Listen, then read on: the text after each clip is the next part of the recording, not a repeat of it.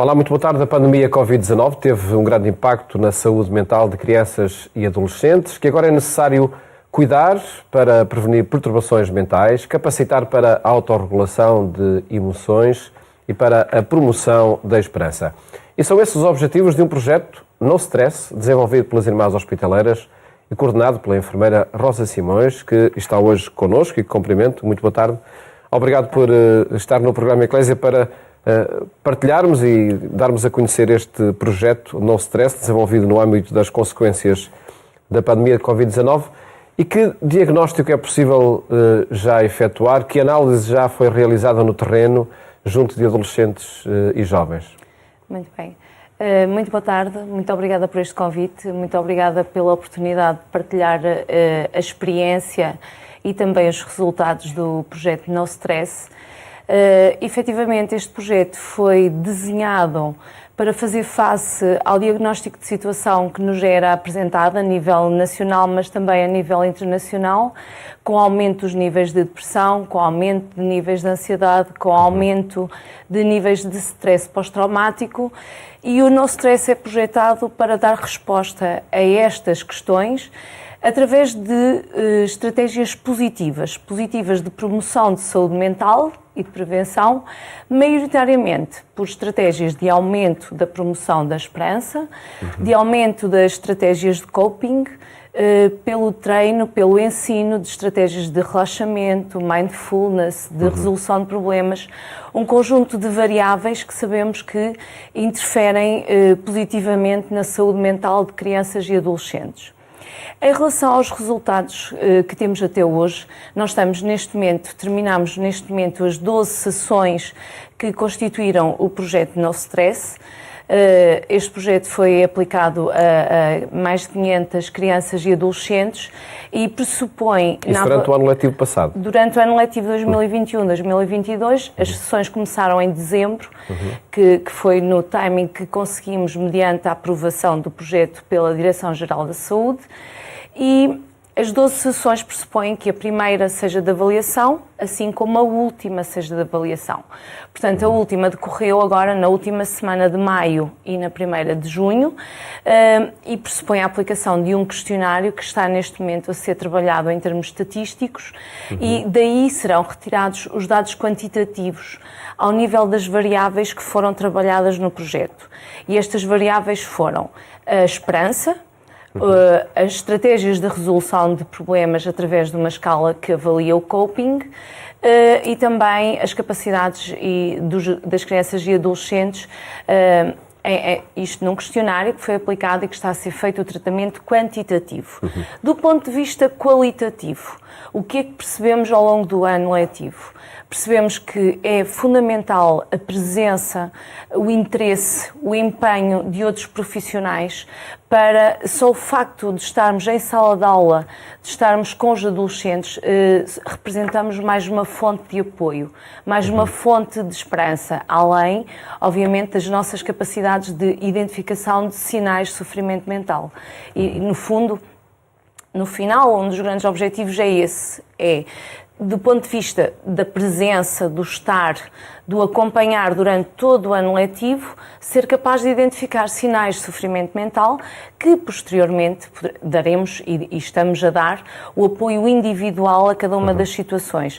Não só por nós, equipa No Stress, mas também pelos serviços de saúde locais, nomeadamente ao nível do centro de saúde e, eventualmente, na necessidade de um apoio especializado pelos nossos serviços, ao nível dos centros das Irmãs Hospitaleiras que contemplam um apoio especializado em psiquiatria e saúde mental. E desde logo este projeto No Stress, ele está a ser desenvolvido em 3 dos vossos centros de saúde, das vossas casas de saúde. Exatamente. O No Stress foi projetado para envolver 3 centros das Irmãs Hospitaleiras, como forma de ter uma abrangência nacional e também nos poder dar dados em termos culturais, em termos de aceitação, porque os contextos determinam muitas vezes aquilo que é a nossa intervenção e esses dados irão ser efetivamente, do ponto de vista quantitativo, acredito que existirão diferenças da intervenção realizada em Condeixa, em Sintra ou em Assumar, mas o objetivo era abranger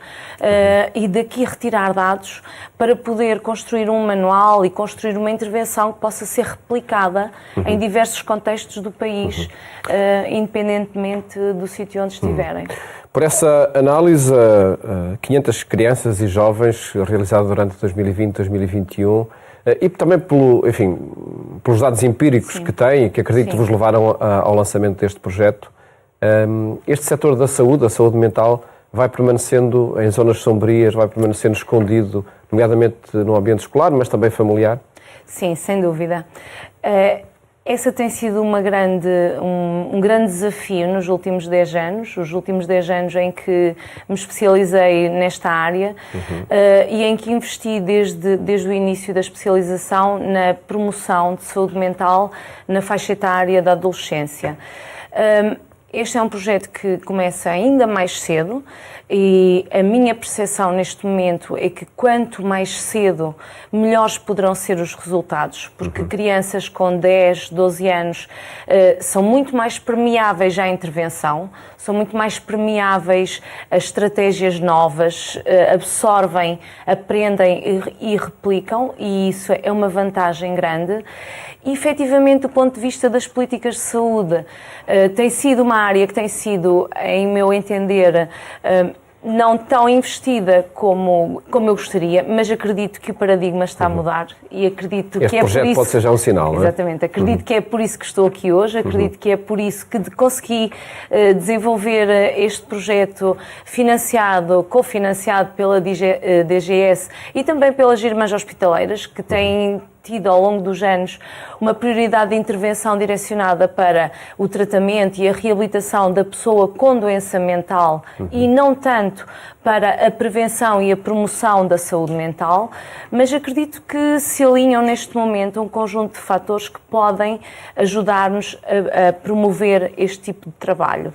Sendo que as evidências científicas que vamos construindo são determinantes, acredito eu, para evidenciar e para conseguir outros apoios e outros financiamentos deste tipo de projetos. E nós já vamos, adiantar algumas das pistas que o projeto sugere, nomeadamente através do portal nostress.pt, não é? Onde já há muitas indicações para não só para fazer o diagnóstico, mas também para intervir. O projeto é desenvolvido no âmbito das Irmãs Hospitaleiras, que, como disse, tem uma intervenção muito ampla na saúde mental. Inauguram com este projeto também a prevenção e desde idades infantis? Penso que não é uma inauguração, mas sim uma aposta. Efetivamente, as irmãs têm tido esta missão de investir no tratamento e na reabilitação da pessoa com doença mental, contudo, com uma visão muito inserida na comunidade, muito direcionada para aquilo que são as necessidades atuais e que vão surgindo ao longo dos tempos, e daí esta abertura das Irmãs Hospitaleiras para investir nesta área. Eu penso que está completamente enquadrado naquilo que é a missão e a visão das Irmãs Hospitaleiras, e eu espero que os resultados quantitativos da implementação do projeto nos tragam dados que suportem intervenções futuras e um trabalho futuro nesta área. Sem dúvida que todas as evidências que existem apontam para que é uma população com muito sofrimento. Cerca de metade das perturbações mentais surgem aos 14 anos. E isto dá-nos a importância de investir nesta área, de promover, de manifestar presença, acompanhamento, de ajudar a encontrar alternativas. Muitas vezes são questões simples, mas que, se não houver uma intervenção atempada e congruente com as necessidades, poderão potenciar-se, aumentar, e sabemos que quanto mais tarde é feito o diagnóstico, mais difícil será a intervenção junto a estas pessoas. Enfermeira Rosa Simões, o que fazer então para de facto se possa intervir desde cedo? Pergunto-lhe, combater o estigma da doença mental é o primeiro passo? Sem dúvida. Combater o estigma também é um dos objetivos do No Stress. E aqui o combater o estigma é algo que não se aplica só a crianças e adolescentes, mas a todos os envolvidos.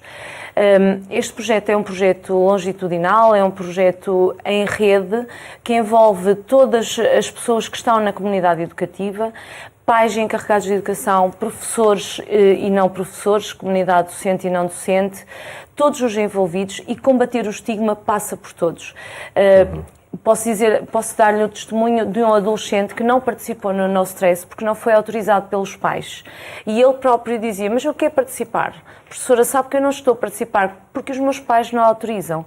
Porque isto é estigma. Quando se fala em saúde mental, as pessoas atribuem-lhe uma conotação, muitas vezes, que é negativa e nem percebem que, ao promover a saúde mental, estamos a fazer tudo para nunca ter doença mental. E esta diferença, este combate ao estigma é algo que tem sido um desafio grande a todos os níveis. É por isso que é, para mim, muito importante estar aqui hoje a falar sobre isto. É para mim muito importante divulgar isto de todas as formas, porque a nossa população ainda evidencia níveis de estigma muito elevados que condicionam a intervenção e condicionam o trabalho nesta área da promoção. Depois, só para terminar, desculpe, queria concluir que o que eu acredito que se poderia fazer nesta área da promoção seria exatamente a mesma coisa que fazemos ao nível da educação de crianças e adolescentes na separação de lixos. Era começar isto o mais precocemente possível, como estratégias simples, que elas existem, como estratégias que efetivamente envolvem a família e que precisam que a família caminhe a par com as crianças e adolescentes para que esta promoção e para que este combate ao estigma seja efetivo e resulte da melhor forma. Tratado esse passo, que acredito seja muito importante, Sim. Depois o que interessa fazer? Depois interessa para mim ter programas que estejam estruturados, sistematizados e que possam fazer aquilo que o No Stress nos vai permitir. O No Stress será concluído em outubro, este primeiro ano de implementação, e daqui irá resultar um manual em que estarão descritas todas as fases do No Stress, tudo aquilo que é preciso fazer em termos de cronograma, em termos de planeamento, em termos de implementação, em que estarão descritas todas as intervenções, tal e qual como têm que ser desenhadas desde o primeiro minuto até ao minuto 50 de cada sessão em sala de aula. Eu quero dizer que profissionais de saúde desta área específica poderão implementar da mesma forma em Lisboa, no Porto ou no Algarve, e poderão fazer isto o mais precocemente possível, não só em situações de problema, porque efetivamente o No Stress não é um programa de tratamento, é um programa de prevenção e, portanto, deve ser implementado a todas as crianças e adolescentes em que haja disponibilidade para tal, porque efetivamente os recursos em termos de saúde são limitados, mas é algo que eu acredito que deverá ter um investimento diferente no futuro e que eu espero. Para que assim aconteça, e diante, sei lá, de uma intervenção que seja preciso fazer a nível visual ou auditivo, na sala de aula ou na família vão-se descobrindo alguns sinais que exigem. Neste caso, é preciso conhecer as emoções, é preciso estar atento a outros indicadores? Sem dúvida. O No Stress começa na primeira sessão por uma intervenção de combate ao estigma, na segunda sessão por uma intervenção de reconhecimento de emoções, aqui muito associados à pandemia Covid-19 como tendo sido um exemplo de uma adversidade que vamos ter tivemos na vida, mas apenas um exemplo, e preparando estas crianças e estes adolescentes para perceberem que ao longo da vida vão ter sempre adversidades. Então, o que é que sentimos com elas? E aqui a identificação das emoções. E depois, como é que lidamos com elas? Que meios é que temos ao nosso dispor que nos podem ajudar para lidar com elas? Sempre numa ótica de encontrar estratégias de lidar com as emoções que sejam adaptativas, contrariamente aos comportamentos de risco, que são estratégias desadaptativas e que causam sofrimento. Efetivamente, ao longo das sessões, foi sempre possível trabalhar estas questões, trabalhar a identificação de emoções nas crianças e nos adolescentes, ajudá-los a perceber a importância de também eles identificarem as emoções nos outros, nos pais, nos professores, e percebendo que existem, que o mundo não é maravilhoso e brilhante, mas não tem só coisas boas, é tão maravilhoso e brilhante, mas tem coisas com as quais, dificuldades com as quais temos que lidar, e efetivamente isso foi feito ao longo, muito trabalhado ao longo de todas as sessões. À medida que iam identificando, iriam adaptando estratégias, e aí o treino do relaxamento, de estratégias de mindfulness, de estratégias de resolução de problemas, essencialmente a incidir na assertividade na comunicação, e com treino de situações que envolvem todos, pais, professores, amigos. Efetivamente, manteve-se desde o início a necessidade de identificar sinais de sofrimento mental. E estes também estão patentes. Muitas vezes, nestas faixas etárias, de uma forma muito clara, por comportamentos que se entendem como rebeldes, como negativos, como desajustados. E que, por vezes, só se combatem de forma quase intempestiva, não é? Sim, e que, sem dúvida, é preciso ir mais longe e perceber o que é que eles significam. Porquê este comportamento de rebeldia? E para isto é obrigatório criar proximidade com aquela pessoa para se poder perceber o porquê, o que é que está por trás daquele comportamento, para poder ajudar a encontrar alternativas e, essencialmente, para lhe mostrar que eu estou ali para o ouvir. A minha presença é dedicada a ele, que está neste momento, muitas vezes sem eu saber o porquê, mas esse é o objetivo, e só conseguimos com proximidade e com uma relação que seja de confiança. E já veremos especificamente no âmbito da família, da escola, o que é que cada um pode fazer, mas cada criança, cada jovem, o que é que depende dela? Falam num kit da esperança que cada um deve tentar constituir. O que é esse kit da esperança?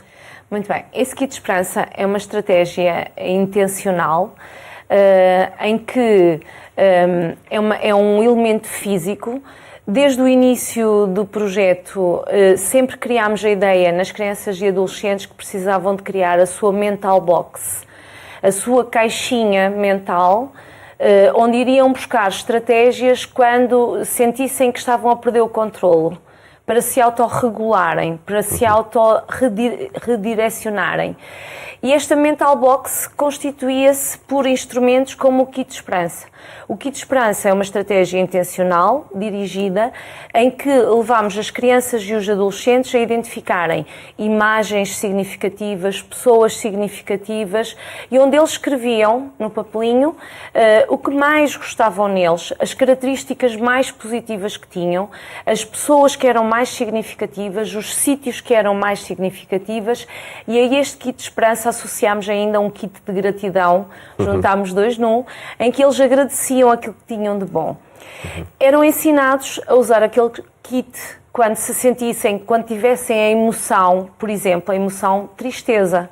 Quando se sentissem muito tristes, abriam o seu kit de esperança e nele conseguiam ver tudo aquilo que tinham de bom, as pessoas que estavam à volta deles que os podiam ajudar e tudo aquilo que podiam fazer que lhes dava bem-estar e que lhes fazia sentir prazer. Portanto, é uma das sessões do nosso stress. Depois, a família e a escola, já foi adiantando a enfermeira Rosa Simões, que interessa essa proximidade, essa atenção, conhecimento das situações, para que não fiquem escondidas, não é? Sem dúvida, sem dúvida. As evidências que existem a nível internacional deste tipo de programas dizem-nos, sem qualquer dúvida, que eles são mais eficazes se envolverem todos os que estão à volta da criança e do adolescente. E isto passa obrigatoriamente pela família. A família foi envolvida de várias formas, por meio de webinars, por meio de convocatórias, por meio de divulgação do projeto, e foi um desafio tê-los envolvidos no projeto. É muito importante que isto aconteça porque quando uma criança ou um adolescente chega a casa e diz: estive a fazer um kit de esperança, se toda a gente souber o que é que isto significa, todos poderão falar a mesma língua, todos poderão ajudar a entender e ajudar a melhor utilização daquela estratégia. Se, por outro lado, pais, encarregados de educação, comunidade educativa, não estiverem envolvidos, não souberem e não souberem como é que se utiliza, pode ser contraproducente e aquilo que foi trabalhado em sala de aula perde-se muito rapidamente. De facto, há um projeto que está lançado, não é? Que fases agora se vão seguir? Depois deste primeiro ano de diagnóstico, de elaboração das várias sessões, há o portal no-stress.pt, onde muitas destas propostas são já adiantadas. Fases seguintes. Neste momento, o projeto foi financiado para um ano letivo. Concluímos este ano letivo em termos de implementação nas escolas. Neste momento, em termos de projeto, a única coisa que nos falta é fazer um ponto de situação em todas as escolas, apresentando os resultados quantitativos de todo o trabalho que foi realizado. Falta-nos também o lançamento do manual No Stress, onde, como lhe disse, estará tudo aquilo que é necessário para implementar o No Stress tal e qual como foi concebido em qualquer sítio do país. E falta um evento final onde onde vão ser apresentados todos os resultados, toda a metodologia que foi desenvolvida e com documentação que possa construir evidências de todo o trabalho que foi feito. E isto concluirá em outubro. Portanto, o No Stress termina em outubro e veremos se existirão condições para novos financiamentos, mas o No Stress termina em outubro. Felizmente que vai continuar através dos conteúdos e das propostas e das metodologias que avançaram, para depois chegar às várias escolas. Quem é que pode pegar nestas sessões, pegar nestas metodologias e implementá-las? Sem dúvida, o que pretendemos é que o No Stress terá que passar. Quando é lançado o manual, existirão indicações de como poderão aderir ao No Stress, porque nós, enquanto equipa que construiu o No Stress, precisamos de construir mecanismos para preparar as pessoas para implementar o No Stress. Não basta ler um manual, é muito importante. Mas serão professores? Serão sempre profissionais de saúde, na área específica da saúde mental. O No Stress foi implementado por mim, que sou enfermeira especialista em enfermagem de saúde mental e psiquiátrica, por psicólogos, por psicometricistas e, portanto, profissionais específicos desta área. E é importante que assim continue, porque são os profissionais mais bem preparados para identificar os sinais de sofrimento mental e para poder intervir caso eles sejam identificados, porque uma regra-chave nesta intervenção é que nenhuma resposta pode ficar por dar. Nenhuma criança, nenhum familiar, nenhum professor pode ter dificuldades em alguma situação e eu, enquanto profissional, deixar de dar uma resposta. É obrigatório ajudar a encontrar um caminho, ajudar a encontrar uma alternativa e ajudar a encontrar uma ajuda no momento em que aquela pessoa não consegue vê-la de outra forma. E felizmente que através deste projeto, No Stress, essa resposta pode ser dada. A enfermeira Rosa Simões, o nosso tempo chegou ao fim. Agradeço-lhe muito ter partilhado aqui o projeto, que pode de facto ajudar a combater o estigma da saúde mental e encontrar muitas soluções para os problemas que vão existir. Muito obrigado e felicidades para a implementação deste projeto. Siga também a informação que partilhamos consigo a cada momento em agência.eclesia.pt. Votos de uma ótima tarde e até amanhã, se Deus quiser.